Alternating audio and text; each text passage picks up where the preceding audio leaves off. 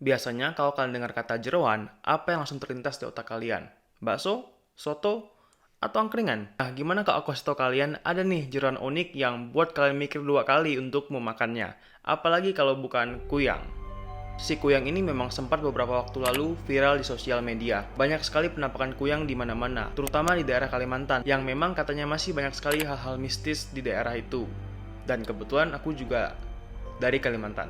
Rupanya ketenaran si kuyang nggak cuma belakangan ini, melainkan sudah dari zaman dulu teman-teman. Bahkan banyak sekali loh film-film tentang kuyang di berbagai negara. Dan asalkan kalian tahu kalau kuyang ini nggak cuma ada di Indonesia, makanya tadi aku bilang di berbagai negara. Sebab hantu kuyang ini memang go internasional. Banyak sekali teror mereka di negara-negara lain, terutama di negara-negara Asia Tenggara, dengan nama-nama yang berbeda pula. Kalau di negara kita mereka disebut kuyang atau palasik. Malaysia memanggil mereka dengan sebutan hantu penanggal. Bukan kalender atau tanggal ya, melainkan penanggal. Kebetulan kalau penanggal itu juga kalau di bahasa daerah aku tuh copot gitu loh, mencopot artinya. Nah, kalau di Kamboja sendiri mereka memanggilnya AHP up mungkin ya. Di Laos disebut kasu. Sedangkan di Filipina mereka memanggilnya manananggal. Perbedaannya kalau di negara Filipina itu makhluk itu nggak hanya sebatas dengan leher aja, tapi sampai ke perut guys. Dan dia juga memiliki sayap. Kalau di Vietnam mereka menyebutnya dengan sebutan malai. Nah, kalau di Thailand sendiri ada cerita menarik nih tentang makhluk jadi-jadian ini. Dikisahkan dulu pada abad ke-9 ada sebuah kerajaan Kamboja yang dinamakan Kerajaan Angkor. Kerajaan tersebut memiliki ibu kota bernama Khmer, dan di sana hiduplah seorang putri cantik yang mendapatkan julukan Princess of Khmer. Nama aslinya adalah Putri Tarawet. Kemudian, pada suatu waktu, Kerajaan Angkor ini kalah dalam pertempuran melawan seorang bangsawan Siam. Kalau sekarang ini orang-orang Siam itu kita kenal sebagai orang-orang dari Thailand. Dan si bangsawan Siam ini, dia memang jago banget berperang. Sebab itu jugalah Kerajaan Angkor kalah. Atas kemenangannya, akhirnya si bangsawan Siam tadi itu membuat perjanjian di mana Putri Tarawet harus menikahi dirinya. Lantas dengan terpaksa, akhirnya si Putri Tarawet pun mau gak mau menyetujui hal tersebut. Tapi ya namanya juga cinta kan, gak bisa dipaksakan. Yang ternyata si Putri secara diam-diam jatuh cinta dengan seorang prajurit dari pihaknya bangsawan Siam. Ya kita bisa bilang kalau prajurit tadi itu secara kasta kan juga lebih rendah dibandingkan si bangsawan Siam atau si Putri gitu. Ya namun balik lagi namanya juga cinta. Dan si Putri pun akhirnya melakukan hubungan terlarang dengan si prajurit. Yang dimana pada akhirnya hubungan mereka terciduk oleh si bangsawan Siam, membuat ia marah besar. Ia merasa hina. Kok lu lebih milih dia dibanding gua gitu? Secara derajat gua lebih tinggi gitu. Jadi kayak dia nyesek aja gitu, ditikung sama orang biasa. Yang mana akhirnya membuat si bangsawan Siam ini kemudian marah dan akan memberikan hukuman mati kepada si Putri Tarawet. Bangsawan Siam akan membakar si Putri di depan rakyatnya dalam waktu beberapa hari lagi. Sentak ucapan ini membuat si Putri ketakutan. Dia pun lalu menemui salah satu penyihir yang paling terkenal di kerajaan Angkor dan meminta bantuan si penyihir untuk memberikannya mantra atau sihir yang bisa membuat dirinya kebal terhadap panasnya api. Kemudian si penyihir memberikan Putri sebotol ramuan. Katanya itu mampu membuat tubuh si Putri tahan dari kobaran api. Ya kayak mantra kebal gitu lah guys. Tepat sebelum waktu eksekusi, si Putri meminum ramuan tersebut. Dan dengan percaya diri, dia pun naik ke tiang eksekusi, tempat dia akan dibakar hidup-hidup dengan sangat percaya diri berkat ramuan yang diberikan oleh penyihir sebelumnya. Nah, tapi guys, meskipun ramuan itu kuat, tapi memang dibutuhkan beberapa waktu untuk ramuan itu bisa bekerja. Dan ternyata itu tidak cukup, mengingat api yang menjalar dengan begitu cepat ke tubuh Putri Tarawet. Akhirnya, si Putri hanya bisa menangis dan pasrah, menahan kesakitan dari kobaran api yang memakan tubuhnya. Efek kebal dari ramuan tadi itu rupanya baru bereaksi kepada kepala dan pada beberapa bagian organ dalam si Putri, sedangkan bagian tubuhnya yang lain sudah hangus dan musnah terbakar. Alhasil, dia pun ketakutan melihat tubuhnya yang kini hanya menyisakan kepala dan beberapa jeroan saja. Ya gimana nggak shock guys, cuma tinggal kepala sama jeroan gitu loh. Kalau dipikir-pikir lagi jadi kayak mirip ini nggak sih, karakter yang ada di SpongeBob, kalian tahu nggak yang ini?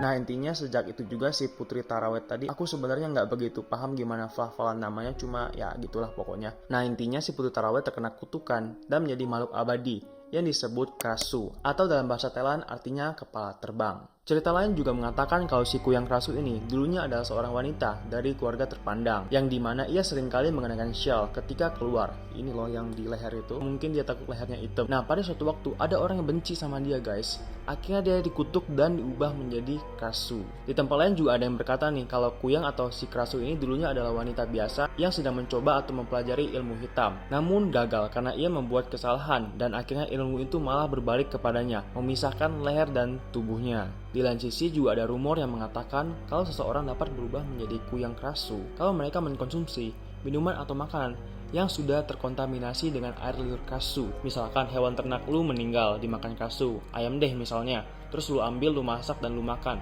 Nah rumornya lu bisa berubah menjadi krasu, mungkin semacam itu. Tapi juga ada yang percaya nih kalau kuyang atau krasu ini diwariskan secara turun-temurun dari nenek lu, mama, terus turun ke anak perempuannya. Intinya secara garis besar, kuyang krasu ini memiliki cerita yang mirip-mirip ataupun ciri-ciri yang sama di berbagai negara. Mereka dikutuk dengan rasa lapar yang begitu menyiksa, yang hanya mampu dipuaskan kalau mereka sudah memakan daging mentah atau darah. Orang-orang di perkampungan percaya kalau ada hewan ternak yang mati mendadak dan ada bekas 2 lubang berdekatan di tubuh mereka, so dipastikan mereka mati karena dihisap darahnya oleh krasu.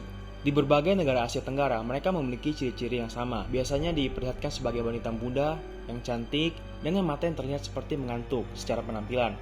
Nah, tapi kalau kalian ketemu kasunya di malam hari, mereka adalah makhluk yang sangat aktif. Dan memang kalau si doi udah bertransformasi menjadi si kasu, tampilannya adalah kepala buntung dengan paket jeroan lengkap kayak usus, hati, jantung, dan sebagainya. Selain itu, kuyang krasu juga memiliki gigi yang panjang dan tajam seperti Dracula untuk menghisap darah mangsanya. Makanan favorit mereka adalah janin ibu hamil dengan lidah mereka yang panjang. Mampu untuk menarik janin keluar dari dalam perut. Gila nggak lu? Sepanjang apa berarti ya? Lidahnya bisa narik guys, narik masuk ke dalam itu dong berarti ya. Bangsat. Oke, ketika si kuyang krasu ini berpergian, katanya sih selalu ada seperti cahaya merah gitu yang ada di sekitar kepalanya. Aku nggak tahu fungsinya apa, kok jadi kayak lampu gitu kan. Hina sekali Anda, kasu. Sesudah memakan mangsanya, mereka harus balik lagi nih sebelum fajar tiba. Atau kalau enggak, ketika mereka terkena sinar matahari, mereka akan mati. Nah, saat mereka udah balik ke tubuh aslinya, mereka akan berubah menjadi manusia biasa. Yap, pada dasarnya mereka hanyalah manusia, yang dimana mereka memang memiliki kemampuan tadi itu.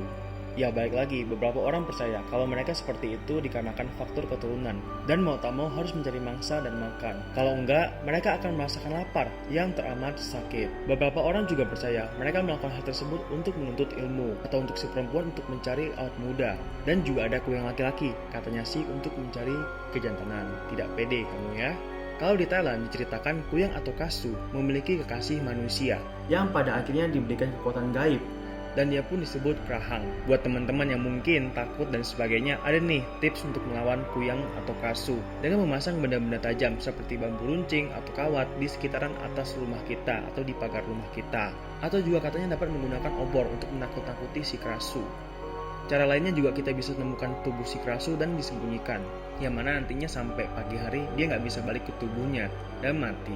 Atau kalau di kampung-kampung Kalimantan, biasanya mereka membunyikan perabotan rumah gitu, kayak panci dan sebagainya untuk menakut-nakuti si krasu dan dia pun akan pergi. Atau kalian mau nggak yang lebih ekstrim itu, yakni dengan memotong jeroan si kasu tadi. Cuma ini mungkin opsi terakhir gitu ya, soalnya agak gimana gitu ya, mau ngedeket aja mikir 2 kali anjir, apalagi mau motong.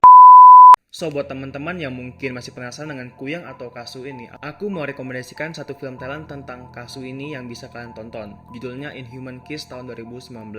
Storyline-nya menceritakan tentang hubungan antara Noi, remaja yang jatuh cinta dengan sahabat masa kecilnya sendiri, bernama Sai, yang ternyata terkena kutukan untuk berubah menjadi kuyang atau krasu. Secara tak sengaja dicium oleh kuyang ketika mereka kecil. Kebetulan pemainnya cantik sih, aku juga mau kok dicium kuyang kayak gitu. Dari film ini aku jadi paham kalau nggak semua kasu atau kuyang itu jahat gitu loh. Kayak memang ada mereka yang ngelakuin itu untuk ilmu hitam, tapi juga ada beberapa dari mereka yang ngelakuin itu karena terpaksa, karena kutukan atau keturunan tadi itu guys, yang pada akhirnya terpaksa mereka tuh makan gitu loh. Karena di sini kita bakal diperlihatkan scene betapa menderitanya atau menyakitkannya mereka ketika mereka menahan rasa lapar tersebut. Mereka juga berubah jadi kuyang atau krasu ini bukan karena keinginan sendiri gitu, tapi memang secara mendadak spontan gitu guys. Setiap malam mereka muncul gitu aja kutukannya untuk berubah menjadi si kuyang gitu loh. Dan juga ketika transformasi dia dari manusia ke kuyang itu kayak menyakitkan banget gitu, kepala lu copot dari tubuh lu gitu. So ya, tonton aja ya filmnya sendiri, dan ntar juga ada penjelasan nih tentang asal-usul kasu dan juga kekasihnya si Krahang yang aku sempat mention di awal tadi itu. So ya, mungkin segitu aja dari aku dulu guys. Makasih buat kalian yang nonton, semoga kalian suka dengan videonya. Kalau enggak juga ya udah, bye.